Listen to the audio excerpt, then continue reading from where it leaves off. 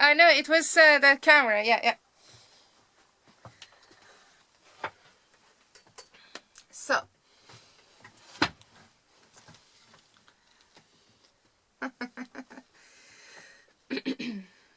Yeah?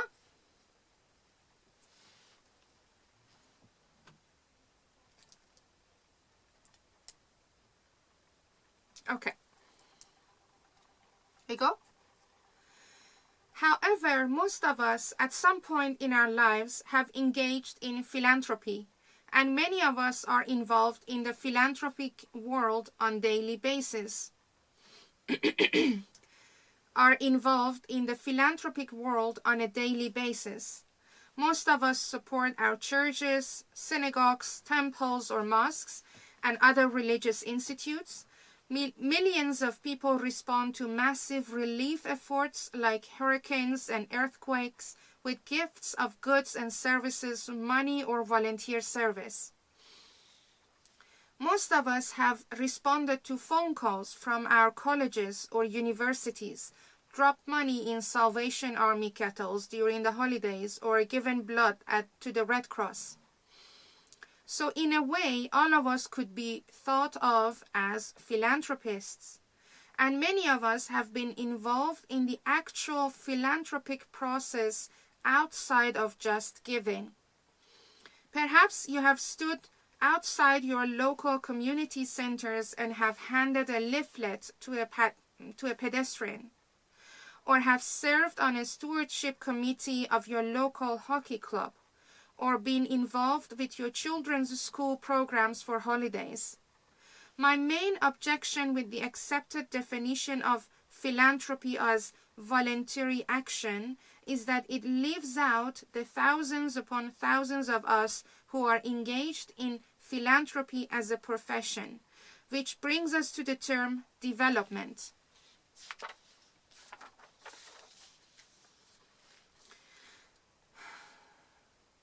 According to Linda, this term is the best one she has found to explain the process of fundraising, since it is the process of developing relationships with constituents that will enable you to use fundraising methods and techniques to advance the process of philanthropy.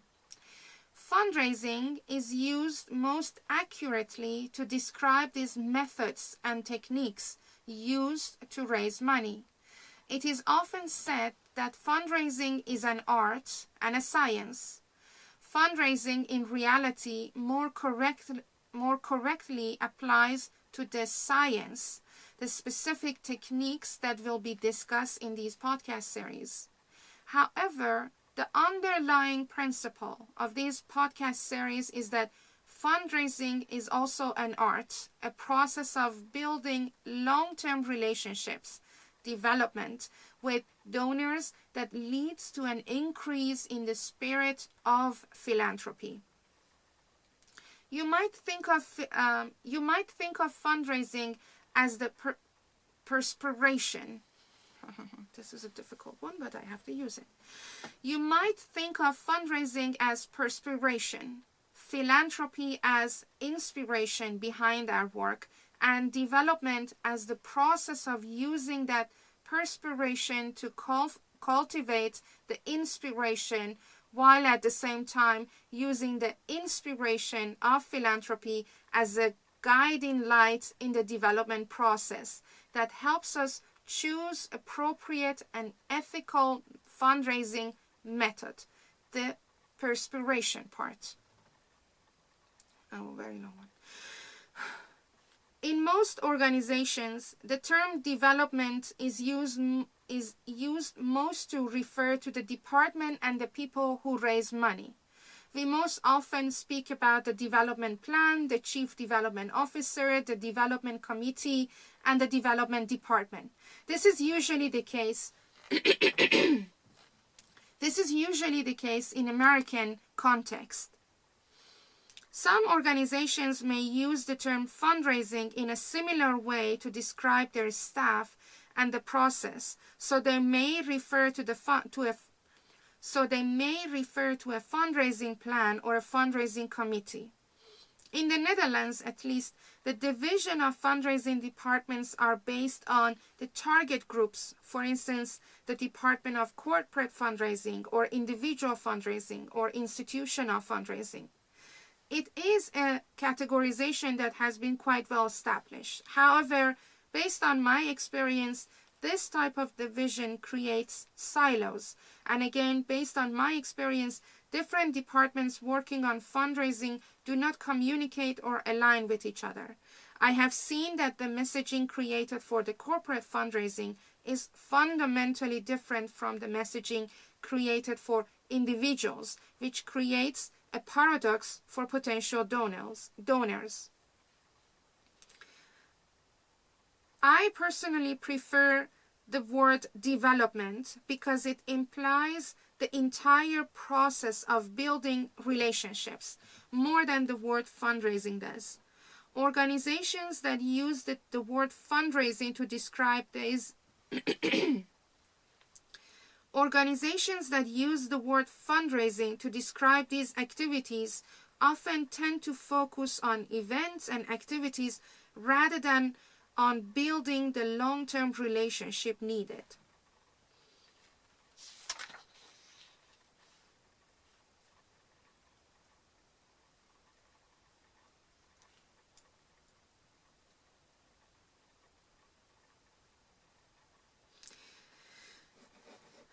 Another term often used, especially in higher education, is advancement, since this process is all about raising funds to advance the mission of the organization.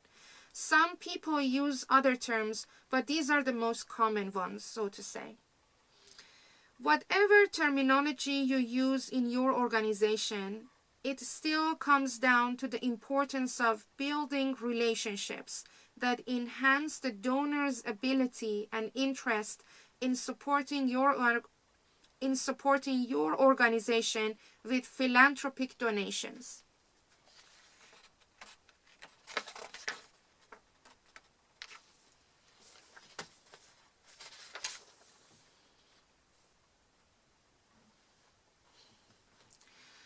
Okay, now that we discussed what fundraising means and which terminology best describes the process, let's review the summary of the topics I discussed in my other podcasts in this quarter. Every first Tuesday of the month, you can listen to Scale Your Impact, where I talk about my PhD research at Rotterdam School of Management. The topic of my research is enhancing the impact of cross-sector partnerships to accelerate the collective progress towards achieving Sustainable Development Goals by 2030. In my PhD research, I focus on 3 catalysts for accelerating the progress towards the agenda. The first catalyst is the positioning and motives of civil society organizations at the local and international level as not merely implementers of organizational development,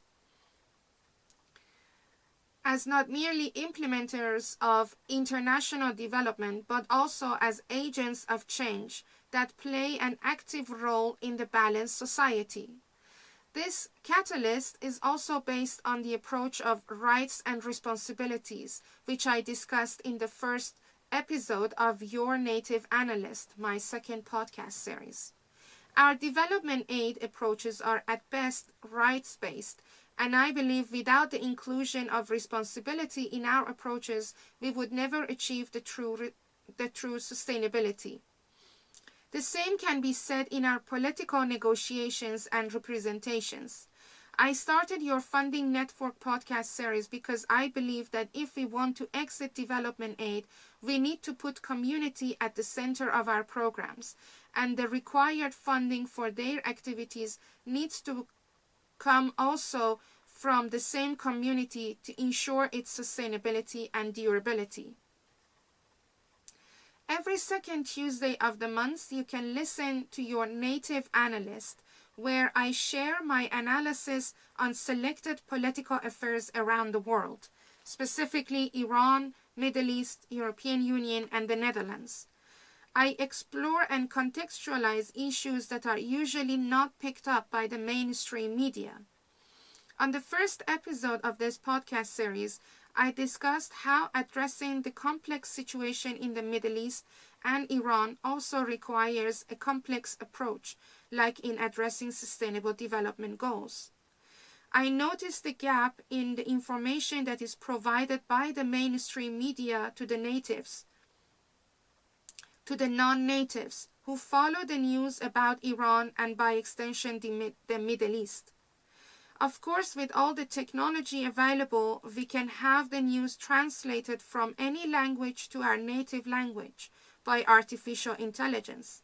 However, what is missed out in these translations, or better to say what is lost in translation, is the underlying nuance in many cases, and in many cases, if not all, that underlying nuance is where the actual news lies. I also mentioned that as a liberal, I believe in personal rights and responsibilities. In 1999, a group of opinion leaders under sponsorship of UNESCO introduced a draft for Declaration of Human Duties and Responsibilities, which was not endorsed. This declaration is what I advocate for, because it is based on active and proactive motives of individuals and companies. It is based on active and proactive motives of individuals, companies, and governments. In the second episode of Your Native Analyst, I talked about the complexity of the Iranian political system. I used a sort of a metaphor to describe this complex and wicked problem. I compared the political system of Iran to a mule, which is an inbreed of horse and a donkey. I discussed how this inbreed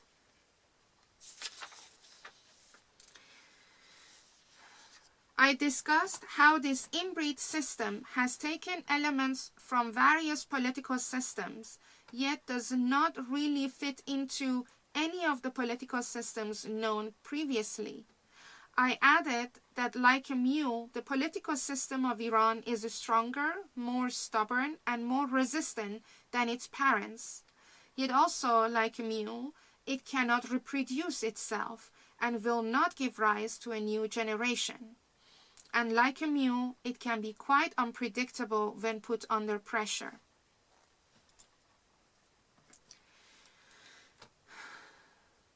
And on every fourth Tuesday of the month, you can listen to Your Curated King, where I delve into the personal side of my story about being in exile, being a mother, and being an equal partner. I also share about my creative work, from poetry and stories of my upbringing to Persian fusion food and handcraft. In the first episode of this podcast series, I shared why and how I ended up living in exile, and how the community with whom I had no blood relation became my safety network and my family. And again, how my liberal values has impacted me in taking the responsibility to build my network, and how a change should come from within. In the second episode, I talked about how we can close the gender gap by valuing parenthood as a social function. And this is exactly how the UN Convention on Women's Rights, CEDAW, has described motherhood. In this episode, I also shared an anecdote of how my younger son perceives relations. For him, the blood relations, the ethnic or religious backgrounds are not the integral element. The connections and the relations we make with each other are at the core of our verbinding, which is the term for interconnectedness. And the link between this podcast series and the others are again at the point of interconnectedness. At an individual level, as I mentioned in Your Curated Kin, at community level as mentioned in your funding network, at national and international level as I mentioned in your native analyst, and scale your impact.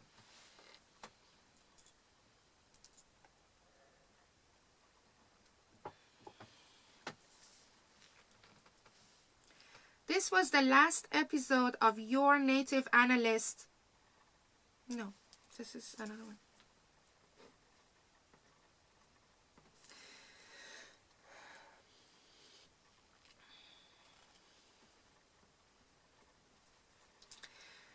This was the last episode of Your Funding Network in 2021.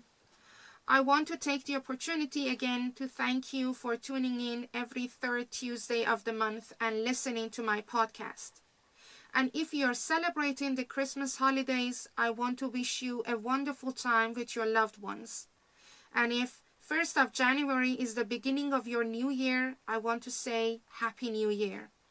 May this year be a year of scaling and thriving for you, your loved ones, and your organization.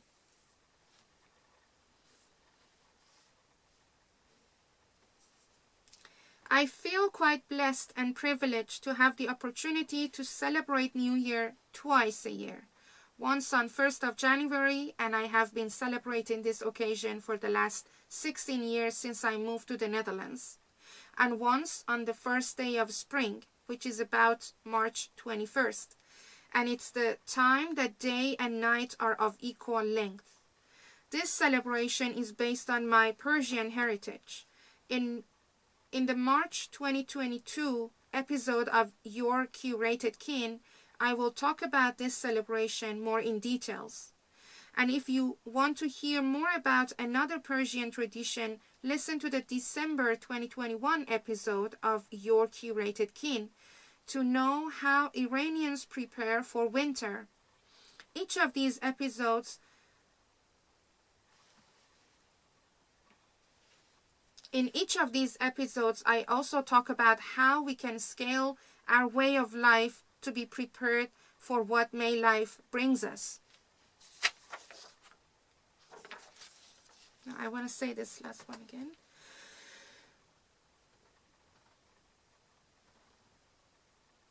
Oh, you're right. Yeah. Yeah. Okay, I will say that sentence then. Ooh.